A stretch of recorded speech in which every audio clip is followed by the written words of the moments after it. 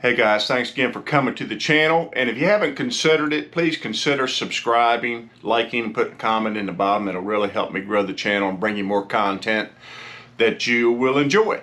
So let's get right into it. The video I want to do today is about a technique that kind of got swept under the rug with damiki rigging, strolling, mid-strolling, drop shotting, finesse worms, shaky heads, all that type of finesse stuff, you know, has kind of taken over now. And you know, like the one of the biggest trends right now is strolling or mid-strolling or damiki rigging, especially this time of year, which we're in right now. You know, we're in January, it's the first of the year, the water's cold, it's winter time, the water's clear, and you know, finesse tactics pretty much rule the day in cold water, while jigs work and Alabama rigs work, and on occasion some power fishing type things work, but finesse tactics definitely rule the day. So I want to go back and talk about, you know, the original finesse technique.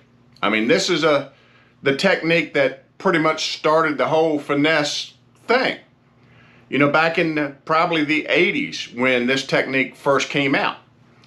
And this technique is called split shotting. And some of you maybe know what split shotting is. Some of you maybe remember it. Some of you have never heard of it in your life. But split shotting is a technique where you basically take a split shot and use that as your weight on your presentation. And I'm going to go through the setup here with you and a couple different ways to do it, and its action, why it works, and what type of baits, line, hook, rod, and everything you should use. So let's get right into it. The first thing I'm going to do when I'm considering split shotting is I'm going to get set up properly. I'm going to set myself up with like about a 7-foot medium or medium light fast action rod, and I'm going to have probably about an 8-pound fluorocarbon leader and 10 to 15 pound braid main line. And I like a long leader. I like a, you know, sometimes even 25, 30 feet, but at least, you know, like a 10, 12, 13-foot leader, because you want to be able to, you know, retie your bait time and time again without ending up with no leader left. So these little 4 and 5 and 6-foot leaders that people put on, or even 3-foot leaders that people put on, are a waste of time. I know they say, well, I don't want my knot to go through the eye of the rod, or it doesn't affect it. And I've even gotten to the point now where I'll even throw, you know, sometimes I even put almost like 50 feet of fluorocarbon on, and that's enough of a backing there that you don't end up with a line twist that you get from just straight fluorocarbon sometimes. So anyhow, you're set up with a, you know, like maybe a 3000 or a 30 series reel, whichever, you know, brand you're using. They name them differently. And you got your 8-pound line, and then you're going to want your setup. And your setup is going to be some type of finesse worm, right? This is a robo worm. It has a flat bottom. The flat bottom is going to work best for you because it's going to help the bait to glide. And that's what this bait is for. It's a glide type bait. It's not really a drop type bait. And what creates the glide? The glide is created by tying a loose weight on the line above the main bait. Well, how do you tie it on there? Well, originally what they did was they used little crimp-on, the little, you know, remember the little crimp-on split shots? And they come in all different kinds of weights, and you can do that. But today, with, you know, fluorocarbon being the main type line that a lot of people use, one thing fluorocarbon does not like is to be kinked or crimped. So I don't use the crimp style weights at all. I use a simple bullet weight. And I'm probably going to use something, a 1/16, an 1/8, probably 3/16 at the absolute most, because you don't want this bait going to the bottom quickly. You want it going down slowly. So how do you secure that weight onto the line? Well, you see in my right hand, I've got a toothpick. Not just any old toothpick, a flat toothpick. The round toothpick, in my opinion, the round toothpick mashes the line. The flat toothpick fills the space between the line and the hole in the bullet weight. And you just stick your toothpick in there from the bottom, is where I always do it, until it's semi-taut. And then you can make an adjustment anywhere you want on the line. Anywhere. And even after you put it in here, so you don't want to jam it in there so tight that you can't move the sinker, because you want it in there just taut enough that you can move the line a little bit.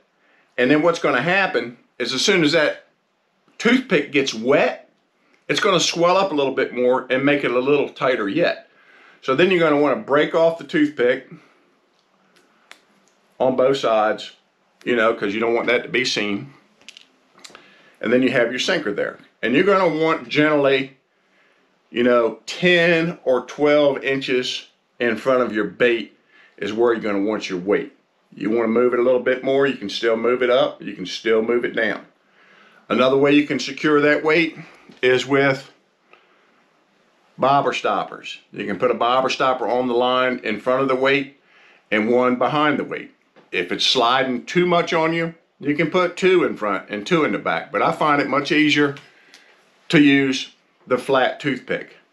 Now the hook you want to use, I'm throwing a little 1/0 offset hook, text posed. And the reason I do this, because where I fish mostly, there are stumps, trees, old bulkheads, rocks, a lot of catchy stuff that if I were to throw an open hook, I would have trouble.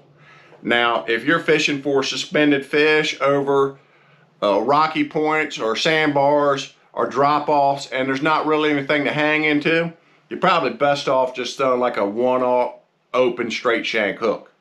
But in my situation, I'm going to always text pose that where I fish most of the time. And here's what happens. When you cast this bait out, you don't want to loose line it. In other words, you cast it out like you would like a weightless Senko or something like that in the summertime.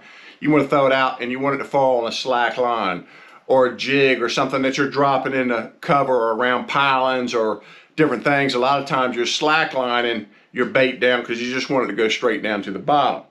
Well, this bait it's no advantage whatsoever for this bait to go straight down to the bottom. If that's your goal, then you might as well just throw a shaky head or a jig or something like that, or any old type of bullet weighted bait, worm, creature bait, anything. So what you want to do with this bait is you want to tight line it.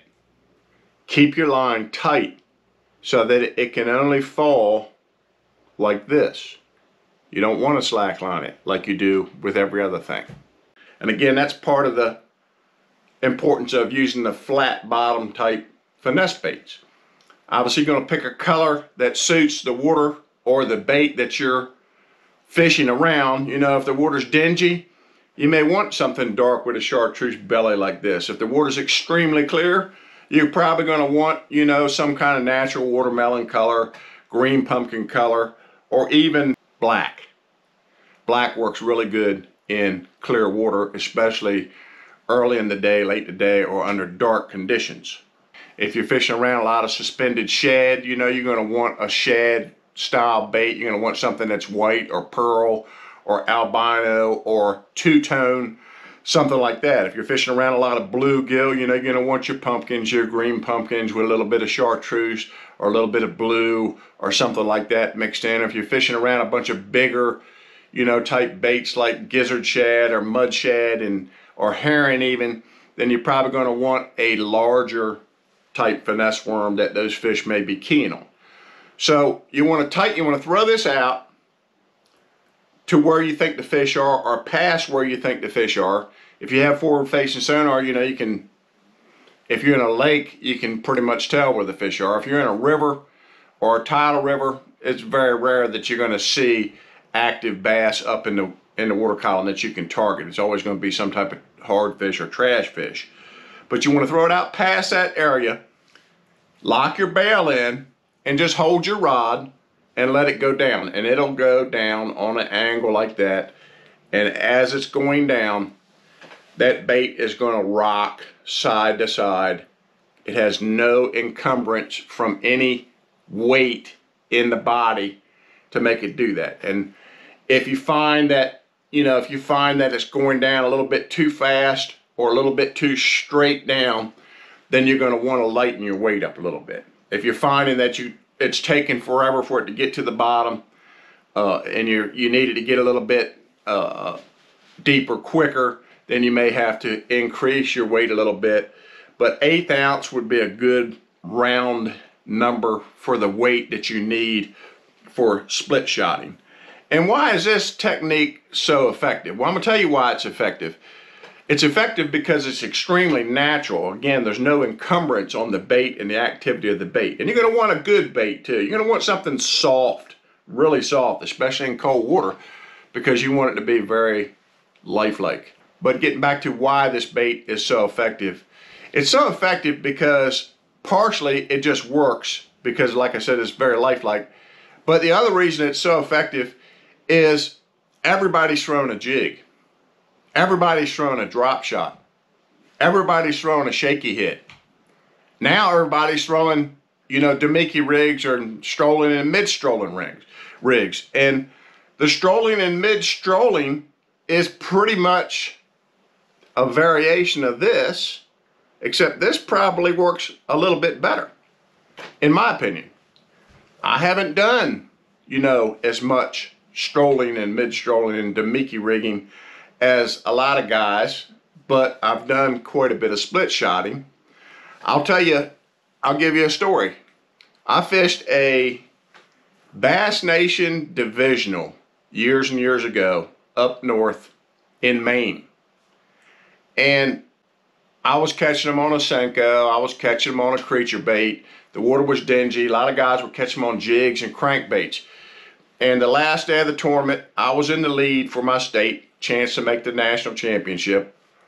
And I had about 10 minutes to fish, and I pulled up on this point. And I looked down, and we just had 2D sonar at the time, and I saw a big arch under the boat. And I thought, that looks good.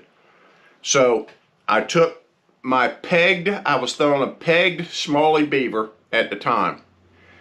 And I took the pegged smallie beaver, and I slid the weight up the line about like that far, because I wanted a lifelike action. And I dropped that power split shot rig down onto this arch. And I jerked it up once, and I jerked it up twice. So I'm jerking it up and then letting it go down. Jerked it up, letting it go down. And the third time I jerked it up and let it go down, doink! It was a 7-1, big fish of the tournament. So this technique works. If it had just been that bait going up and down, up and down, up and down, that bass would have just yawned and said, I've only seen that 10,000 times.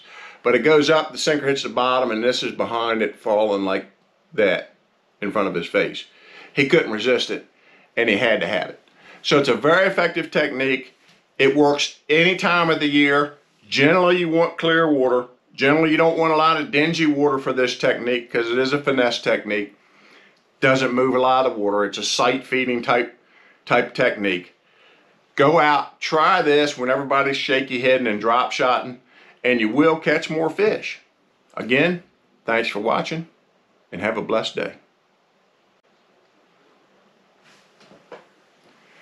All right, I'm going to add in the hook. We'll put it back in somewhere. 3, 2, 1.